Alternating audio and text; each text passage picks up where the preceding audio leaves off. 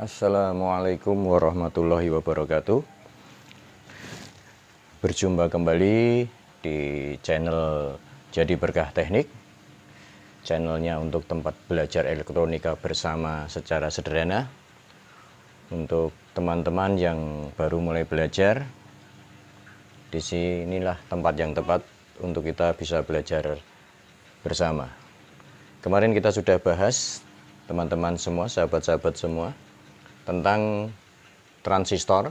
Nah, sekarang kita akan coba untuk membahas, kita akan menjelaskan sedikit tentang bagaimana cara kerja atau cara membuat power supply. Power supply adalah power yang digunakan untuk mensuplai atau memberi asupan atau tenaga. Power supply ini biasanya dalam bentuk, kalau untuk rangkaian elektronika itu sudah dikonversi ke DC ya, direct current. Jadi harus berupa DC. Sumber-sumber DC itu banyak sekali.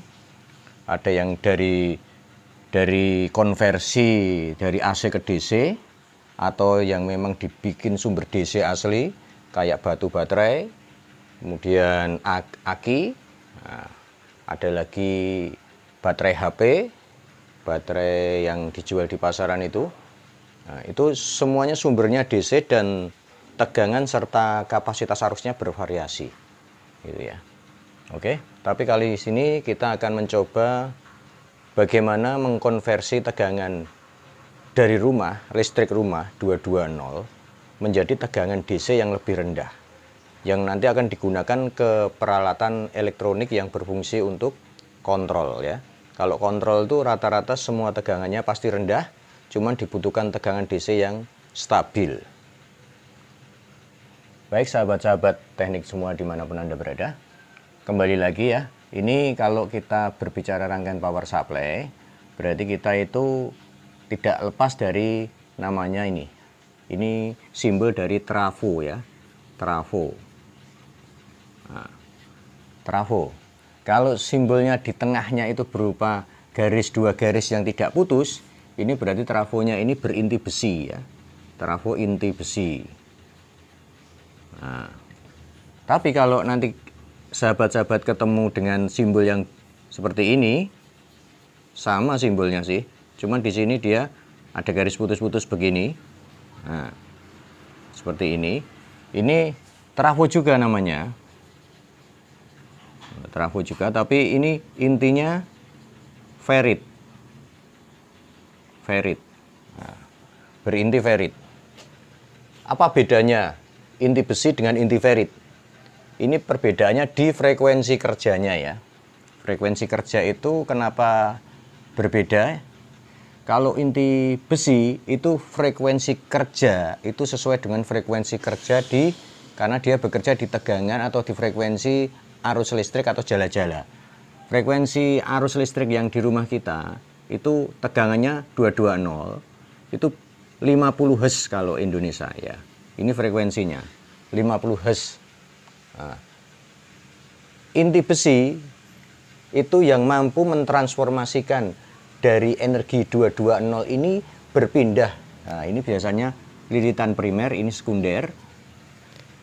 Dengan adanya frekuensi 50 Hz, ini oleh inti besi bisa diinduksikan ke lilitan sekunder. Jadi inti besi ini hanya bisa bekerja di frekuensi 50 atau 60 Hz. Ya. Di sini.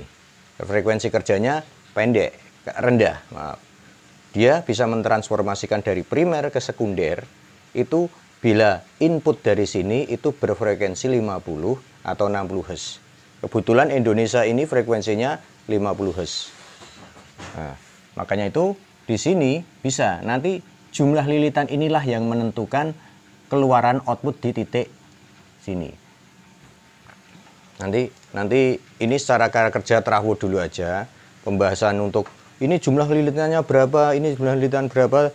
Anda tidak untuk pengetahuan praktis itu tidak perlu ya, istilahnya paham saja, nggak usah kita tuh sampai detail.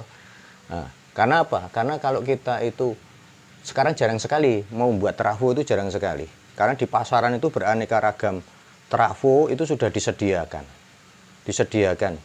Jadi kita tidak perlu repot-repot dengan harga yang mungkin lebih murah daripada kita gulung sendiri, buat sendiri. Belum tentu hasilnya nanti bagus atau sesuai harapan kita.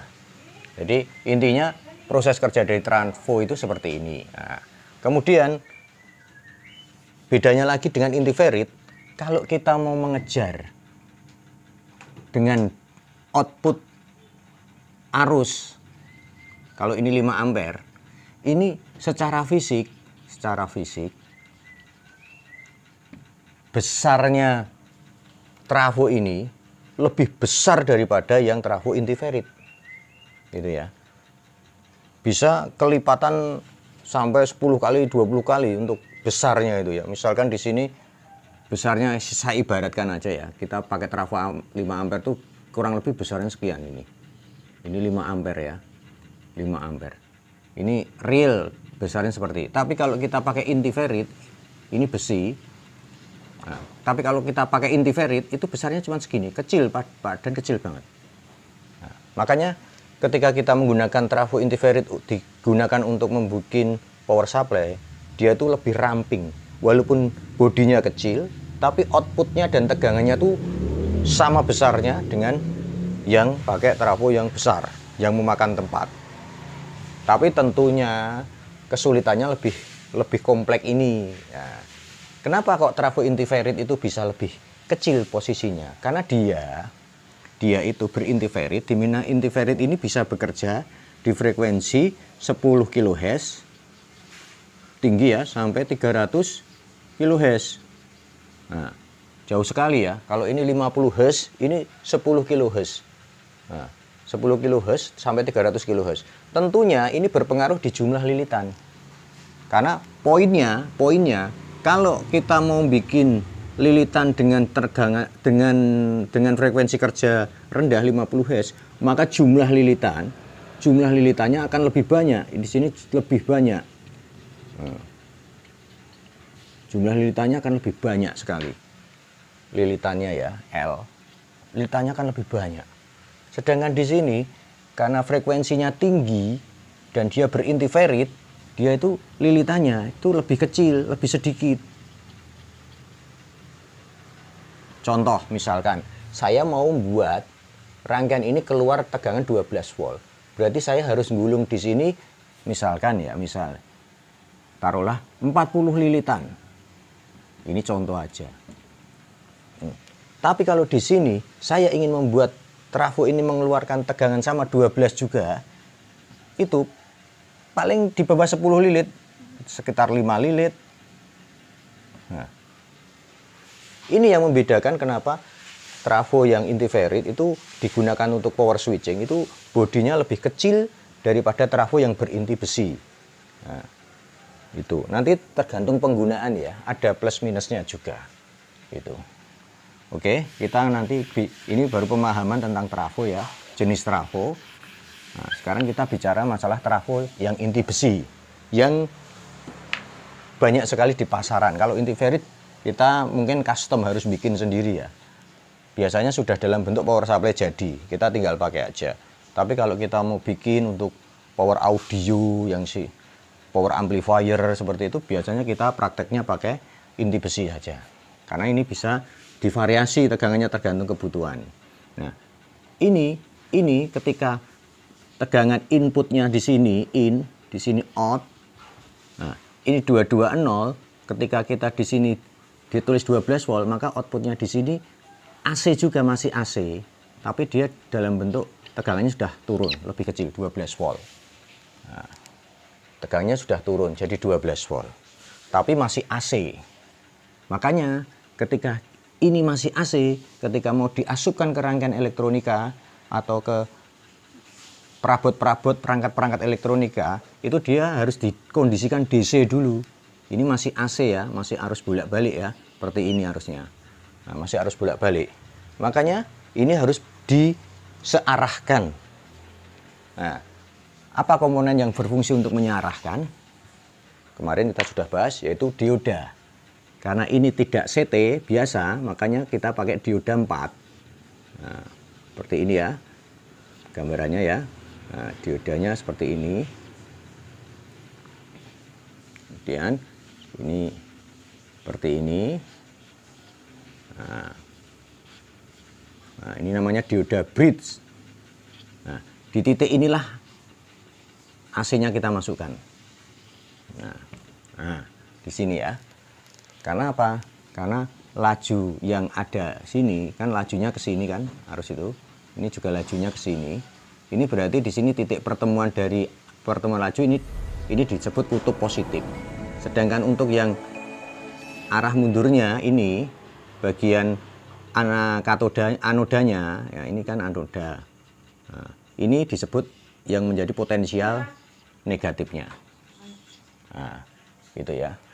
Jadi di sini, di titik sini, ini sudah yang tadinya di titik sini, di titik ini ya, maaf saya gambarkan lagi di sini. Ini gelombangnya AC ya di sini.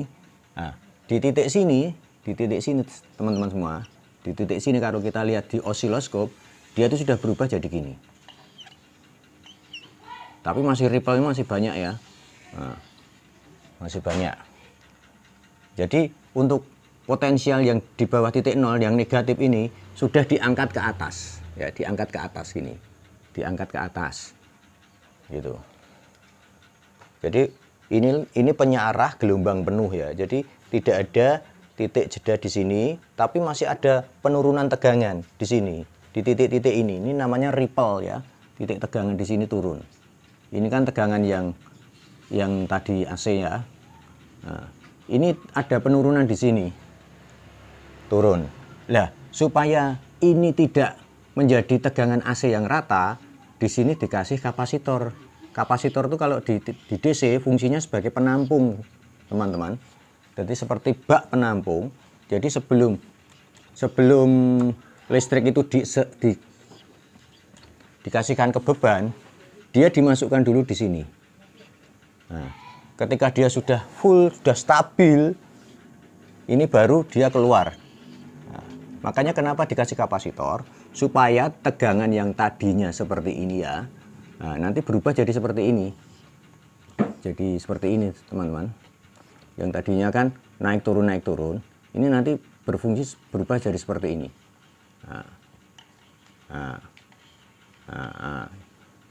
Sini ya. Nah, sudah cenderung rata.